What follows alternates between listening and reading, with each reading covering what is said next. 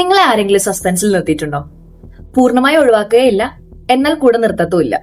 ഇതിനെ നമ്മൾ ബെഞ്ചിങ് എന്നാണ് പറയുന്നത്. ഒരു ഫുട്ബോൾ കളിയിൽ അല്ലെങ്കിൽ ഒരു ബാസ്കറ്റ്ബോൾ കളിയിൽ ഒരു കളിക്കാരനെ പ്രധാന ടീമിൽ കളിപ്പിക്കാതെ ഒരു ബെഞ്ചിൽ ഇരുത്തുന്നത് പോലെ പങ്കാളിയെ ഒരു ബാക്കപ്പ് ഓപ്ഷനായി മാറ്റി നിർത്തുന്ന ഒരു ഡേറ്റിംഗ് പ്രവണതയാണ് ബെഞ്ചിങ്. അപ്പൊ ഈ ബെഞ്ചിങ് ചെയ്യുന്ന ആൾക്കാരെ എങ്ങനെയാണ് മനസ്സിലാക്കുക?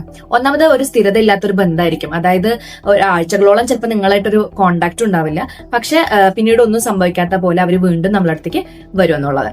രണ്ടാമത് ഒരിക്കലും ഒരു ഉറപ്പില്ലാത്ത പ്ലാനുകളായിരിക്കും എന്നുള്ളത്. അതായത് ഇപ്പൊ നിങ്ങൾ അവരെ മീറ്റ് ചെയ്യാൻ പ്ലാൻ ചെയ്യുകയോ അല്ലെങ്കിൽ അവരായിട്ട് എന്തെങ്കിലും ഒരു ഷോപ്പിങ്ങോ കാര്യങ്ങളൊക്കെ പ്ലാൻ ചെയ്യുകയാണെന്നുണ്ടെങ്കിൽ അവർ ലാസ്റ്റ് മിനിറ്റ് വെച്ച് അവരത് ക്യാൻസൽ ചെയ്യുക എന്നുള്ളതാണ്.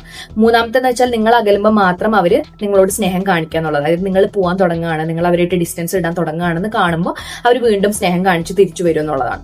ഇതിന് പിന്നിലെ സൈക്കോളജി എന്താണെന്നുള്ളത് നോക്കാം. ഒരാളെ ബെഞ്ച് ചെയ്യുന്നതിന് പിന്നിൽ പ്രധാനമായിട്ട് 3 മനഃശാസ്ത്ര ഘടകങ്ങളാണുള്ളത്. ഒന്നാമത് ഫോമോ അഥവാ ഫിയർ ഓഫ് മിസ്സിംഗ് ഔട്ട്. നിങ്ങളെക്കാൾ നല്ലൊരാളെ കിട്ടുമോ എന്നുള്ള തെരച്ചിലായിരിക്കും അവര്. എന്നാൽ നിങ്ങളെ ഒഴിവാക്കി കഴിഞ്ഞാൽ അവർ തനിച്ചായി പോകുമോ എന്നുള്ള പേടിയും അവർക്ക് ഉണ്ടാവും. രണ്ടാമത്തത് കൺവീനിയൻസ് ആൻഡ് നീഡ്. അതായത് അവർക്ക് ബോറടിക്കുമ്പോഴോ അല്ലെങ്കിൽ അവർ ഒറ്റയ്ക്കായിരിക്കുമ്പോഴോ മാത്രം നിങ്ങളെ ഓർക്കുക എന്നുള്ളത്. മൂന്നാമത് ഇന്റർമീഡിയറ്റ് റീഇൻഫോഴ്സ്മെന്റ്. നിങ്ങൾ ഈ ബന്ധം നിർത്തി പോകാൻ തുടങ്ങുന്ന സമയത്ത് അവർ വീണ്ടും വരും, എന്നിട്ട് കുറച്ച് സ്നേഹം കാണിച്ചിട്ട് അവരുടെ കൂടെ പോവാതെ നിർത്തുക എന്നുള്ളതാണ്. നിങ്ങൾ മറ്റൊരാളുടെ ഒന്നാമത്തെ ചോയ്സ് ആകേണ്ട ആളാണോ, അല്ലെങ്കിൽ ആവശ്യമുള്ളപ്പോൾ മാത്രം ഓർക്കാനുള്ള ഒരു സ്പെയർ ഓപ്ഷൻ ആണോ? നിങ്ങളെ 2ാം സ്ഥാനത്ത് മാത്രം കാണുന്ന ഇത്തരം ബന്ധങ്ങളിൽ നിന്ന് നിങ്ങളുടെ സ്വന്തം സെൽഫ് റെസ്പെക്ട് ഉയർത്തിപ്പിടിച്ച് നിങ്ങൾ ഇറങ്ങി പോരുകയാണ് വേണ്ടത്.